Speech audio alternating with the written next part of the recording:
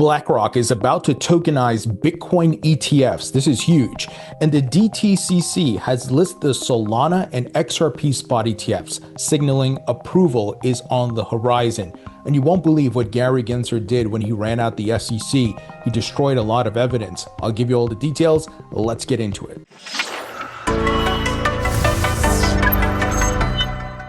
Hey everybody, welcome into the Thinking Crypto podcast. I'm your host, Tony Edward. On your way in, please hit that subscribe button as well as the thumbs up button and leave a comment below. If you're listening on a podcast platform such as Spotify or Apple, please leave a 5-star rating and review. Folks, we have to talk about the markets. Bitcoin is seeing some pretty strong price action. It is near $116,000 right now. Now, one of the things I've been telling you guys is on the weekly chart, the bears are in control, but it looks like they're losing momentum. But I want to make sure, guys, we have confirmation before we celebrate. The market could easily fake us out here.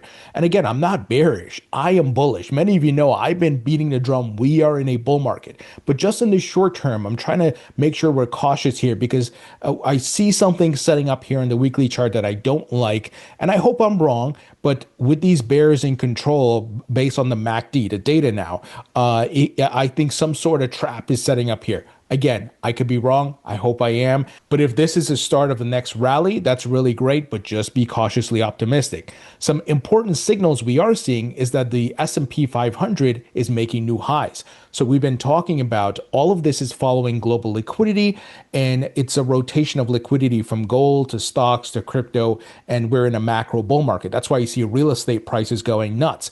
This is the thesis. Many people don't understand this. They look at these asset classes individually, and don't get me wrong, there are nuances and different factors that affect each, right? So for example, real estate depends on where you live, the region, where there's demand, and much more. But overall, the rising tide, which is global liquidity, is driving these asset prices higher. But crypto is the fastest horse in the race, as billionaire Paul Tudor said. Now, speaking of global liquidity, look at this. Folks, we're seeing a recovery. We were waiting. I've been talking about it. I said, look, it looks like global liquidity is topping out here. This is a leading indicator, not the only indicator we look at, but will it recover? And folks, it's recovering. It is at the cusp of breaking new highs. So I tweeted out about it today. I said, global liquidity has recovered and is attempting to hit a new high. It feels like this bull market cycle is extending, and we could potentially, because we don't have confirmation yet, see a local top in Q4 and then a blow-off top in Q1 2026. Now, guys, not guaranteed, just going off the data, right? Not emotions, not fairy tales, just simply the data is showing us the following information, and here's the thesis we form around it. Now, we'll have to keep monitoring this to see if it does continue to build new highs, and then if it tops out, showing a topping out in Q1 or Q2 of next year, we'll adjust our thesis. Obviously, this is not the only thing we look at. We're looking at what the whales are doing. We're looking at Bitcoin and USDT dominance. We're looking at the app rankings for Coinbase in the App Store. We're looking at market sentiment, Google Trends searches, and much more, right? So we're going to validate our thesis and look at multiple factors to identify the top zone. But don't be surprised if this is a local top for Bitcoin and the crypto market come Q4, and then an ultimate blow-off top after. I've seen some Elliott wave models and analysis done that shows that, but again, we'll have to wait and see how this all plays out. But guys, this is a great sign, and global liquidity on the rise. Bitcoin's moving back in the right direction. As macro investor Raoul Pal said, not every tick, every peak in value will align, but it's directional, right? That all these assets are following. So the other factor is many people are saying that we're going to get a 25 basis point cut next week. We're going to hear from Fed Chair Jerome Powell. The job numbers came in bad. There's more unemployment. So part of the Fed's mandate is to make sure there's proper employment in addition to curbing inflation. And obviously, one of the things I've been telling you guys is the bond market, which is not being talked a lot about, but maybe that's for a reason. There's political shows being put on here, so people are not paying attention to the bond market. But that has been something that's been holding the Fed back. But that is starting to, those yields are coming down. So I think the table's set here.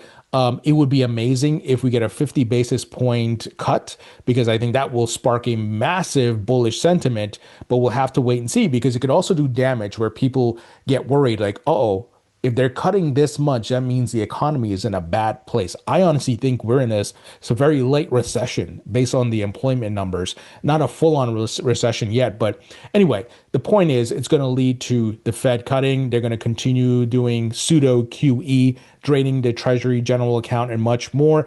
When will they go back to full-on printing like we saw in the pandemic? I'm not sure. Usually they wait for something to break and, and then they do it. But the market is forward looking, and the markets, if they see things ahead of time, they start to rally investments coming in, right? So this is why we're following things like global liquidity. So I hope you understand here, this is a macro bull market we're in, but crypto's the fastest horse. So guys, this is looking good. Patience is the key. And watch out for volatility, because I don't like what I'm seeing on that Bitcoin weekly chart. I hope I'm wrong, but we could see a big flush out again before the massive rally, which could come later in September in pushing us into October. So heads up on that. All right, let's jump into some news, because we got bullish news. Blackrock is exploring ETF tokenization after its Bitcoin fund success. And what a success. It has been the fastest growing ETF in the history of ETFs, and they are holding massive amounts of Bitcoin. Look at this. Just yesterday, we got updated numbers that they bought an additional 1,860 Bitcoin. It puts their holdings at 754,000 Bitcoin. And the ETFs were just launched last year. This is crazy. You think they're bullish or bearish, right? So they're clearly putting their clients' money in it. So here's the headline. BlackRock weighs ETF tokenization as JP Morgan flags industry shift. So the details are BlackRock, the world's wealthiest asset manager, is reportedly exploring ways to tokenize exchange-traded funds on the blockchain following the strong performance of its spot Bitcoin ETFs. Citing sources familiar with the discussions, Bloomberg reported Thursday that the company is considering tokenizing funds with exposure to real-world assets. Any such move, however, would need to navigate regulatory hurdles. Now, we've been hearing from the SEC, they want tokenization and they're going to provide guidance. So you see how these things are aligning here. So ETFs have become one of the most popular investment vehicles, so widespread, in fact, that they now outnumber publicly listed stocks, according to Morningstar. Tokenizing ETFs could potentially allow them to trade beyond standard market hours and be used as collateral in decentralized finance applications.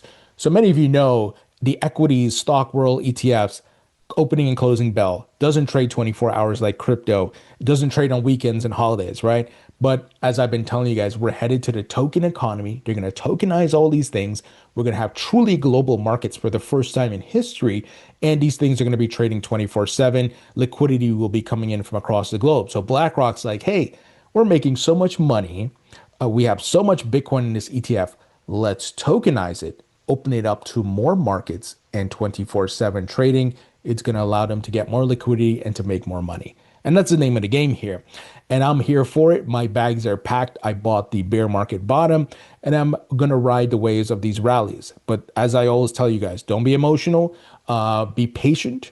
It's so important because markets are cyclical and they follow macro things like global liquidity and much more. And if you don't understand that, you're going to be like a plastic bag floating in the air during a hurricane. The markets will rip you apart. The whales are going to rip you apart. So I'm trying to give you the foundational knowledge here, the thesis, and I hope it's resonating. I hope you guys understand and you're not listening to people with conspiracy theories and fake stories, but let's look at data, because that will help you to have that solid, factual, foundational thesis that you can use to navigate the markets, folks. So this is very, very big news and very bullish. And many of us are waiting to see when BlackRock's going to file for the XRP ETF. And today we got some very big news. The DTCC has listed Fidelity's Solana ETF, the spot ETF, and Canary's XRP spot ETF.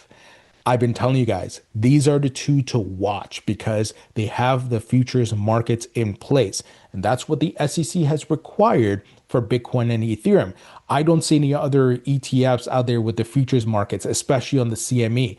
The Solana and XRP futures are on the CME in addition to other platforms, but we know the gold standard is CME. So follow me here because I've spoken to Hester Peirce of the SEC many times about this. I'll be interviewing her in a couple of weeks in person at my New York studio. And I'm going to ask her, right, about all these things. But I think the writing's on the wall, what's coming. And don't get me wrong, they also listed the Canary Hbar ETF. So again, let's see what happens. We're seeing progress. This is signs of things to come, of approval, in my opinion. Now, quick word from our sponsor, and that is Uphold. This is a great platform where you can buy Bitcoin and all the top altcoins such as Hbar, XRP, Solana, Ethereum, and much more. They have 300 plus cryptocurrencies on their platform, folks, and they offer staking on 20 plus crypto assets. I've been using Uphold since 2018. They're one of my go-to exchanges, and I've never had any issues or problems with them. I've interviewed the CEO, CFO, many folks from the Uphold team, and they have some great products and services. And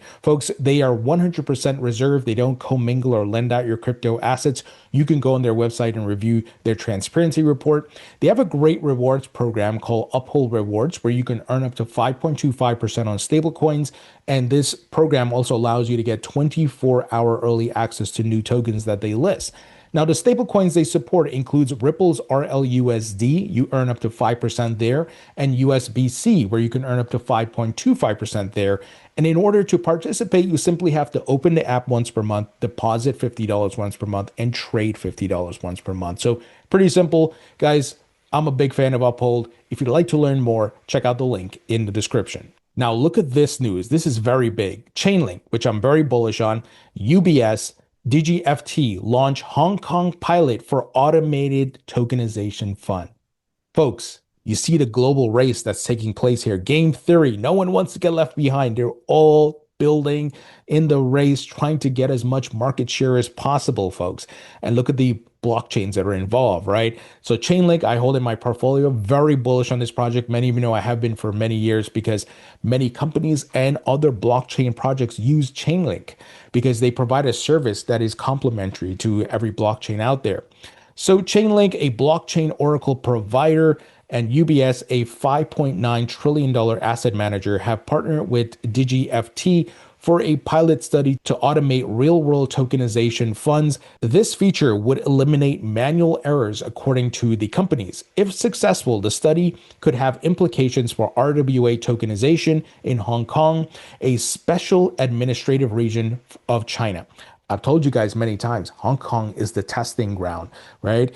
For China. China controls Hong Kong. And I believe China is going to open up ETF trading because one of the things China has been concerned about, and it has been a problem for a long time, is capital flight. People would move their funds out of the country. And if they bought like actual crypto assets like Bitcoin, then they just move it out of the country. China doesn't want that. But if you put it in an ETF wrapper, it's all being reported to the regulator and you can't just pull it out or move it, right? It just stays there. So my thesis is that the ETFs that are live in Hong Kong for Bitcoin, Ethereum, and others, China is going to open up to their citizens in the mainland to trade, and in addition to other things. So according to the announcement, the three groups are developing a regulated blockchain-based infrastructure designed to automate and streamline the distribution, settlement, and lifecycle management of tokenized products. The study is part of Hong Kong's Cyberport Blockchain and Digital Asset Pilot Subsidy Scheme, a sandbox that tests new crypto ideas for future implementation in Hong Kong. Folks, did you catch that? Did you catch that? A sandbox that tests new crypto ideas for future implementation in Hong Kong. Man, I hope you recognize what's happening. If you're on the fence about this, you are missing it completely. This stuff is not making major headlines on CNN, Fox, and all the the big news mainstream folks. But if you're paying attention, you're reading through all this and you're grabbing the facts here and positioning yourself, you are setting yourself up to make incredible gains, right? Because we are in the early adoption phase. Yes, it's still relatively early compared to other asset classes. So according to the project's workflow, investors first submit description or redemption requests for UBS's tokenized products through DigiFT's smart contracts. Those instructions are then processed by Chainlink's digital transfer agent contracts, which act as the infrastructure layer to verify the orders and record them directly on chain. incredible what is happening. And this is happening globally, folks. But notice, those big financial markets like Hong Kong, like the United States and others, they're really trying to get things going because it is a competition. No one wants to get left behind. No one wants to lose out. And as I've been telling you guys, simply blockchain is the next layer on top of the internet, and it's going to be adopted by every aspect of society. So whether it be the governments, the economies, and markets, it's all going to be running on blockchain rails. All right, moving ahead. Paraguay's Eno Bank moves to post-quantum security backed by quantum-resistant hybrid blockchain. There's been a lot of FUD out there that quantum's going to destroy blockchains and everything, right? And I've been saying, wait a minute, don't you think the blockchain engineers and developers are going to use the same quantum technology to future-proof their blockchains? Of course they are, right? And it's people who can't think logically or reasonably don't realize the Bitcoin miners are going to do the same thing. They're going to use the same quantum chips and so forth. And if quantum is a threat, crypto is the last thing you have to worry about because it will destroy the current setup, Web2, the current Swift system and all that. It's so far advanced. Blockchain at least gives you some layer because it's complex. It's using cryptography, right? So we would have bigger problems is the takeaway. But clearly, as the quantum technology starts, coming out there, the industry will adapt to it and start building their own version. So this is interesting that they built a hybrid blockchain, and the bank is anchoring its new post-quantum document security on Quan platform, if I'm saying that right, QAN, a quantum-resistant layer 1 hybrid blockchain that provides mathematically provable immutable timestamps and NIST-aligned signatures. So banks, issuers, and public agencies face a quiet deadline when quantum computers can crack the cryptography behind encrypted traffic and digital signatures. Quantum computing uses subatomic physics to solve certain problems exponentially faster than classical machines. This speed could undermine today's public key algorithms and legal trust placed in e-sign records. For financial institutions, the stakes are high. Workflows depend on e-signatures, long-lived archives, and audit trails, even as adversaries pursue harvest now, decrypt later strategies. So against that backdrop, Eno Bank, Paraguay's largest, serving more than 2.2 million users, is starting with the documents that anchor daily business. The bank is adding Sign Quantum, a post-quantum add-on that layers quantum-resistant signatures onto existing e-signature workflows. Local technology firm ITTI, the exclusive distributor of Sign Quantum in Latin America, is supporting the deployment. This is very, very interesting. So the anchoring layer will run on Quan platform, a quantum-resistant layer 1 hybrid blockchain positioned for regulated environments. Folks, man, I hope you see the developments and the innovation that's happening here from the largest institutions in the world, banks, stock exchange, major payment companies.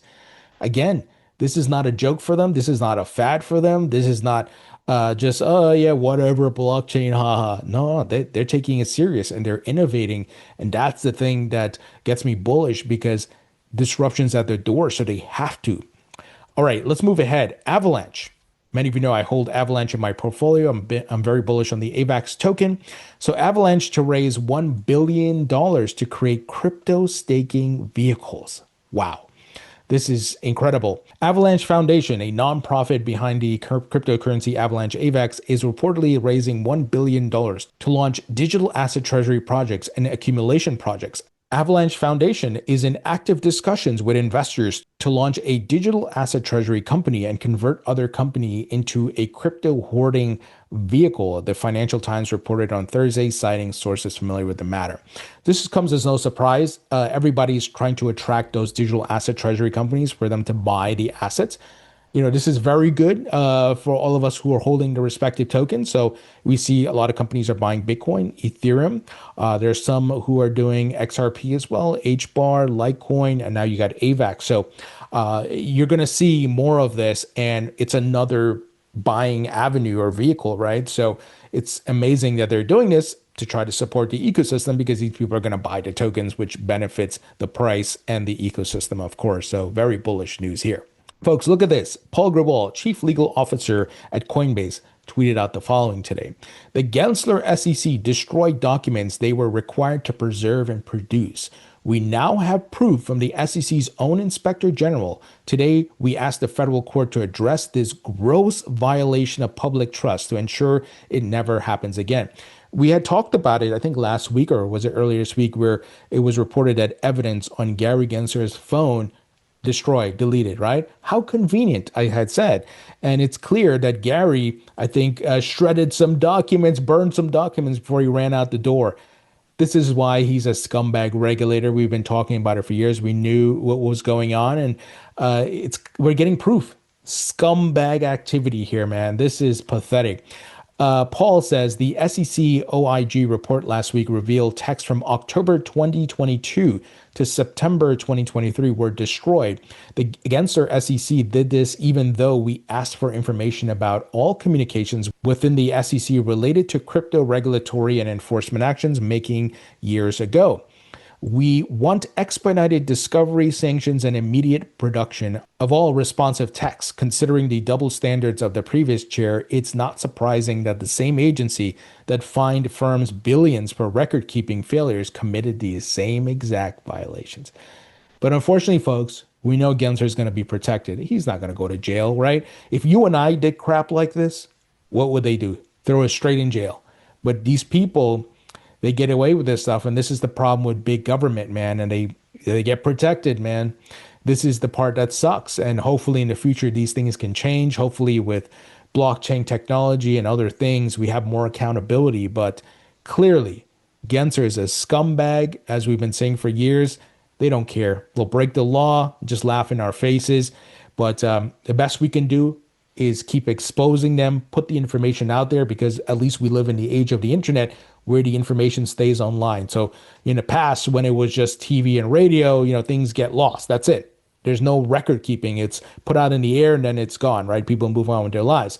But now with the internet, you have this archive.